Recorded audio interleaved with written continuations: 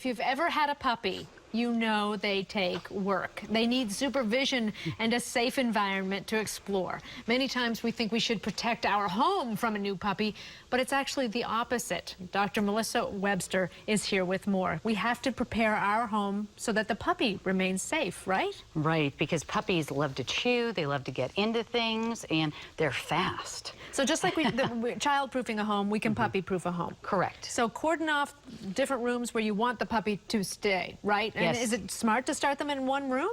I think it's easier to start in one room, starting with especially flooring that's easy to clean versus a carpeted room. My suggestion, most of us in our kitchens have tile or a hardwood floor that's a little easier to clean up because they do make messes. Yeah, you have to be prepared for that. And you say let them earn their freedom.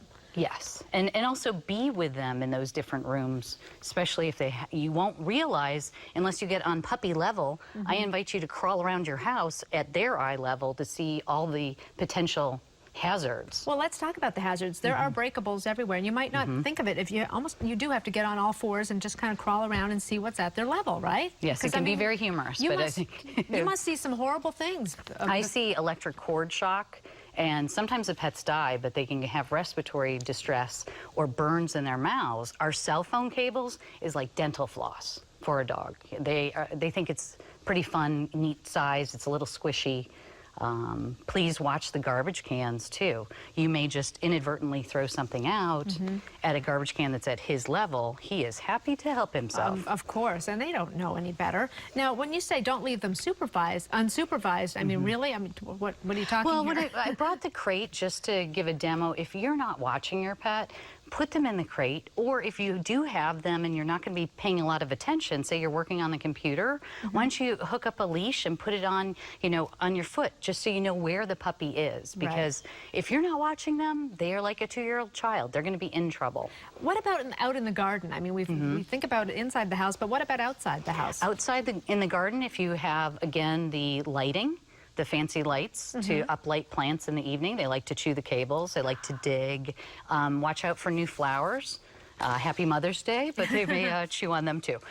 What about grill utensils and things like that? I know my dogs love to go after anything around the grill. It scares me what they do. Yes, the grill, you may have spatter from fat that got on the ground that you aren't aware of. They may try and eat the soil or get into the drip pan of the grill, and that can be toxic. Well, recently in Tampa, or in this county, there were 3 tragedies where children died in swimming pools. You see puppies dying in swimming pools, and we think automatically that if a dog ends up in the water, they're going to be able to swim.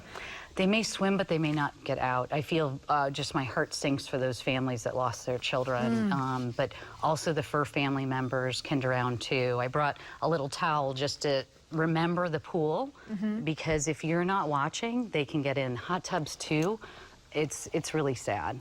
What else have you brought here? It's important to have some things for them to chew on, right? I mean, I've got a bone that they can chew on. Watch out for the stuffed toys. See, this one needs surgery. He took the stuffing out of it, so that one's going to go in the garbage. Well, and I brought the pink poodle. Looks cute to us, but pretty unsafe. Because? Because, I mean, she's got ribbons. They can eat those. Her eyes aren't safe. Right. So, and she's got beans inside. That's dangerous. Cute toys to us, not so cute inside your dog. Human medication. Human medication has one of the highest exposures to toxins, potentially. I mean, if he ate that, he would have kidney failure. Oh, now you mentioned bones. Very important. There are certain things, types of bones that you can never give your pet. Yes, please don't do like real beef bones, rib bones, chicken bones. They splinter. And if you can get a product, there's softer bones that are artificially made, but that give a little bit so they don't fracture their teeth. There's There's a type of bone I see at the grocery store that are made. They're selling them specifically for dogs, and they think they have a little bit of marrow inside. Right. The whole thing is edible, and that's okay. Okay. Some edible things are better, or something that's not going to splinter. And watch something that's as hard as a countertop. That's where they can fracture their teeth. And puppies, I use a lot of carrots frozen. The bigger carrots, not the little ones. Right. And treats. Treats, yes. Lots of treats to make him do what you like or her to do what you like. You need to do a treat. And be patient, right? Patient, positive reinforcement, and dog school, that rules. Very important. Dr. Melissa Webster, thank you very much. Thank you for having me. You're a perfect little pup. There's more to come, so stick around.